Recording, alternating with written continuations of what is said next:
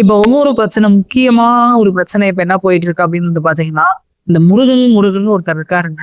அவன் வடக்கனா தெற்கனா அப்படின்னு தெரியல அப்படின்னு சொல்லி பயங்கரமான ஒரு டிபேட் இன்னைக்கு வரைக்கும் போயிட்டு இருக்கு. இதுல யாருக்காவது இருந்தா சந்தேகம் இருக்கா? புரியலைங்க.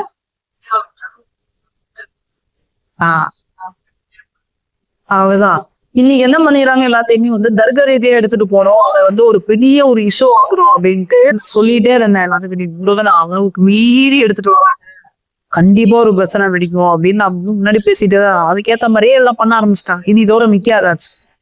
இது அப்படியே பெருசாக்கி இப்போ கொஞ்சம் நாளா வந்து எடுத்துட்டு போவாங்க சீசனுக்கு சீசன். அதுதான் உண்மை. ஏன் இதெல்லாம் பண்றாங்க அப்படின்னா, அவங்களுக்கு ஒரு புரிதல் இல்லை, தெளிதல் இல்லைங்கிறதா உண்மை.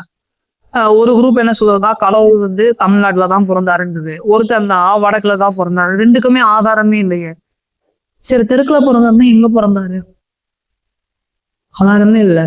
சிவன் வாழ்ந்தாருங்க. சிவன் வாழ்ந்ததுக்கான என்ன ஒரு சான்று இருக்கு? கோயில்களை காட்டுறாங்க, அதை காட்டுறாங்க, இதை காட்டுறாங்க, வேற என்ன ப்ரூஃப் இருக்கு நமக்கு? முருகன் வந்து தமிழ்நாட்டுலதான் பிறந்தாருன்னா அதுக்கு என்ன ப்ரூஃப் இருக்கு? கேட்டா குமரி கண்டா இருந்துச்சு, அதை அழைச்சிருச்சுருவாங்க. இப்ப நான் அதை பேசும்போதுமே வந்து இது நீங்க நாளைக்கு யூடியூப்லயே அது பாத்தீங்கன்னா போய் கமெண்ட் செக்ஷன் கண்டிப்பா செக் பண்ணிப்பாரு, என்னென்னலாம் போடுவாங்க அப்படின்ட்டு. ஏன்னா இது நடக்கும். நீங்க எப்படி இன்னொரு டைப் என்னன்னா, முருகன் வந்து என்னுடைய முப்பாட்டா தாத்தா இப்படி சாமிட்டு போவோம். அவருதான் வந்து எங்களுக்கு ஏற்கனவே வந்து இது பண்ண சொல்லி கொடுத்தாரு, பலூன் செய்ய சொல்லி கொடுத்தாரு, டிராக்டர் ஓட்ட சொல்லி கொடுத்தாரு, சைக்கிள் செய்ய சொல்லி கொடுத்தாரு, இதெல்லாம் சொல்றாங்க. இதெல்லாமே வந்து நம்புற மாதிரியே இருக்கு. அவங்க குரூப்புக்கு நம்பினாதான் சோறு, அது வேற விஷயம். ஆனா இதெல்லாம் நீங்க யோசிச்சு பாருங்க, உங்ககிட்டே கேட்கறதுலாம் நம்புற மாதிரி இருக்கா?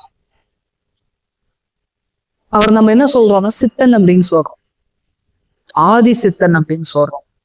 ஏன் வந்து சிவபெருமான் இருந்தாலும் முருகன் ஆதி சித்தன் சொல்றோம்?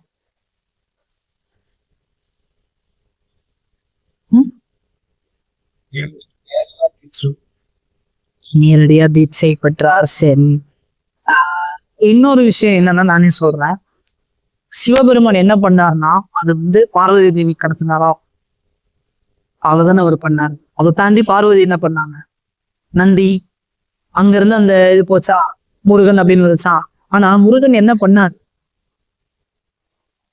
அத்தனை சித்தர் பெருமக்களை கடத்தினாரா? என்னதை கொண்டு போக வெளியே? அதான் ஆதி சித்தன் சொல்றோம். சரிங்களா? ஆனா ஏன்னா இது எல்லாத்துக்கும் மூல காரணம் யாரு? சிவபெருமான். அது வந்து நம்ம மூக்குள்ள பொருத்தி பாருங்க, உங்களுக்கே புரியும். உங்க உடம்புக்குள்ள அப்படி ஒரு விஷயம் இருக்கு. உள்ள இருந்து இயக்கிறது சிவம், வெளிய இருந்து செயல்படுறது குமரன். அப்படி ஒரு விஷயம் நம்ம உடம்புக்குள்ள இருக்கு. இதெல்லாம் நம்ம போக பேசும். இன்னும் ஆழமா இதை போகுமா நம்ம பேசலாம். சரிங்களா? முருகன் நீங்க வடக்கு தெற்கு கிழக்கு மேற்கு, அடுத்த நாளைக்கு ஒருத்தர் என்ன பண்ணுவான், இந்தோனேசியா முருகன் சில இருக்கு, இந்தோனேசியாவை தான் முருகன் குமாரன் பூசைக்காவும் ஆல்ரெடி இருக்கு. அசாம்ல ஒருத்தர் இருக்காரு, இல்ல அவரு அங்கெல்லாம் அது கிடையாது, அவர் வெஸ்ட் பெங்காலும் ஒருத்தர். இந்த மாதிரி நிறைய விஷயங்களை வந்து என்ன பண்ணுவாங்க அப்படின்னா புதுசா எடுத்துட்டு வருவாங்க. இதெல்லாம் ஏன் எடுத்துட்டு வராங்க அப்படின்னு வந்து பாத்தீங்கன்னா, அவங்களுக்கு இருக்க குழப்பங்கள். அவ்வளவுதான். உங்க யாருக்குமே குழப்பமே வேண்டாம். நீங்க அதுக்குள்ள அவர் பிறந்தது நமக்கு. இப்ப நான் ஒன்னே ஓப்பன் கேட்கறேன், இப்ப அவர் எங்க போறதான்னு தெரிஞ்சு நீங்க என்ன பண்ண போறீங்க? என்ன பண்ண போறோம்? இப்ப நான் இதை பேசும்போது தமிழர் பெருமை அது இதுன்னு எல்லாரும் பேசுவாங்க. ஓகே, இருக்கட்டும், அது தப்பு கிடையாது, எல்லாமே சரிதான். ஆனா நம்ம என்ன பண்ணுவோம் அதை தெரிஞ்சு சண்டை தானே போடுறாங்க எல்லாரும். இப்ப முருகன் வந்து தமிழ்நாட்டுலதான் பிறந்திருக்காருன்னு தெரிஞ்சு அதை வச்சு நல்லது எதுனா பண்றாங்களா? ஒருத்தரும் சும்மா சண்டை போடுறது, என் குடிக்கு நான் வந்து உரிமையை வாங்கி தரேன், அதுவும் வாங்கி தரேன்.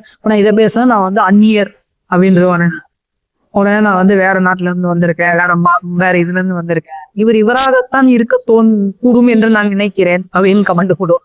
சிரிப்பா இருக்கும் அந்த கமெண்ட்ஸ் எல்லாம் பார்க்க முடியாது. தேவையில்லை. இந்த மாதிரி சசிகுலாம் போய் மாட்டிக்காங்க. அவர் எங்க பிறந்தா என்ன?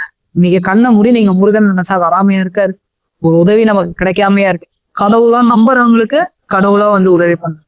சித்தனா நம்புறவங்களுக்கு சித்தரா வந்து உதவி பண்ணாரு. இல்ல எனக்குள்ள இருக்காரு அப்படிங்கும்போது உள்ள இருந்து வளர்த்துறாருல நிறைய பேத்துக்கு. அது பொய்யா போயிருக்கா. அவர் எங்க பிறந்தாங்க. இன்னொரு கூத்து என்னன்னா, இமயமலை கைலாயத்துல வந்து பிறந்தாரு அப்படின்னு சொல்றாங்க. கைலாயம் எங்க இருக்கு? இங்க பூமியில இருக்க கைலாயத்தை சொல்லியிருப்பாங்களா? எங்க இருக்கும் அந்த கைலாயம்? சிரசுல இருக்கா? இன்னும் நம்ம வந்து மித்தாலஜிக்கலா பார்த்தோம்னா, இங்க மித்தாலஜிக்கலா என்ன சொல்லுவாங்க? அந்த கைலாயம் இந்த உலகத்தில் இல்லைன்னு சொல்லுவாங்க. எங்கேயோ வானத்துல இருக்குன்னு சொல்லுவாங்க. நம்ம சித்திர மரபுல நம்மளுடைய ஆகாயம் அப்படிங்கிறது எது? நம்மளுடைய சிரசு. அப்ப அங்கிருந்து தோன்றவர் தான் முருகனா இருக்க முடியும். சரியா? அங்க இருந்து என்ன பண்ணாரு? 6 படை வீடு உருவாக்குனாரா?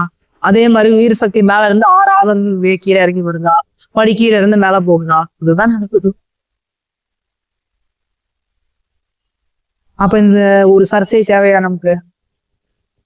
அப்ப பொதுவா இப்படி சொல்லிட்டு போலாமா? முருகன் இந்தியாவிலே பிறந்தார். நல்லா இருக்கும்ல. இன்னும் பொதுவா சொன்னா முருகர் உலகத்தில் பிறந்தார். தம்பி பொதுவா இருமா. ரொம்ப சிம்பிளா. அவர் எங்க பிறந்தாரு என்ன ஏதுங்கிற ட்ரேசஸ் நமக்கு முக்கியமா? இல்ல அந்த ஆள் கொடுத்துட்டு போன விஷயம் முக்கியமா? அவர் என்ன கொடுத்துட்டு போயிருக்காருங்கிறது முக்கியம் தானே. அவர் என்னென்ன விஷயங்களை பொக்கிஷமா கொடுத்துட்டு போயிருந்தாங்க. எப்பேற்பட்ட ஞானத்தை நமக்கு கொடுத்துட்டு போயிருந்தாரு சித்தர் பெருமக்கள். நீங்க அதை யோசிக்கிறாங்க. சும்மா சண்டை போகும். சண்டை சண்டை சண்டை சண்டை சண்டை கடைசி சண்டை போட்டு ஒரு ஜென்ரேஷன் சண்டை போடுவோம். அவன் வந்து அடுத்த ஜென்ரேஷன் மாத்துவான். அவன் வந்து அடுத்தது ஒரு சண்டை போடுவான். இதுதான் இன்னைக்கு வரைக்கும் நடந்துட்டு இருக்கு. வடக்குல இருந்து தெற்கு, தெற்குல இருந்து வடக்கு, இந்த சண்டை ஓயாது என்னைக்குமே. அதனால என்ன சொல்றேன்னா, இதுக்குள்ள போய் கலந்துக்காதீங்க எப்பவுமே. இது ஆதரிக்கவும் செய்யாதீங்க தயவு செய்து. நமக்கு தெரியும், நமக்கு எல்லாம் தெரியும். முருகனோட எல்லாமே இங்கதான் இருக்கு. இங்க இருந்துதான் அது எப்படி கொடுத்துட்டாருன்னா, சித்த மருந்துகள் மூலியமா, சித்த பயிற்சிகள் மூலியமா, யோகம் மூலியமா, ஞானம் மூலியமா கொடுத்துருக்காரு. சரிங்களா? இப்படி வேணா சொல்லுங்க. முருகன் எதுக்காக பிறந்தார் அப்படின்னு கேட்டாங்கன்னா, ஞானத்தை வந்து போதிக்கிறதுக்காக பிறந்தாருன்னு வேலையை முடிச்சுட்டு போயிருப்பாங்க. எங்க பிறந்த ஞானத்தோட கனவுதான் நம்ம அவரை தானே வச்சிருக்கோம். ஞானத்துக்கே அதிபதியா அவரை தான் வச்சிருக்கோம். அப்ப நம்ம அப்படி பார்த்துட்டு போகலாம். அவரை தமிழ் கடவுள்னு சொல்றது எவ்வளவுக்கு எவ்வளவு பொருந்துமோ ஞான கடவுள்னு சொல்றாங்க. கரெக்டா இருக்கும்ல இந்த வார்த்தையும். தமிழ்னாலே என்ன ஞானம் தானே. தமிழ்ல இல்லாத ஞானமே எதுலையுமே கிடையாது. இப்ப தமிழ் கடவுளுக்கு நம்ம இன்னொரு பேர் என்னன்னு ஞான கடவுள்னு வைக்கலாம். ரொம்ப பொருத்தமா இருக்கும் இந்த பேர் எனக்கு தெரிஞ்சு வந்துட்டோம். அணுகுமுறை எப்படி மாத்துங்க எப்பவுமே. இல்ல அப்படின்னா என்ன ஆகும்னா, இப்ப நீங்க நார்மலான ஒரு லைஃப்ல இருக்கீங்க அப்படின்னா அந்த டிபேட் குள்ள போலாம், சண்டை போடலாம், எல்லாமே நல்லா இருக்கும். நம்ம அப்படி இல்லையே.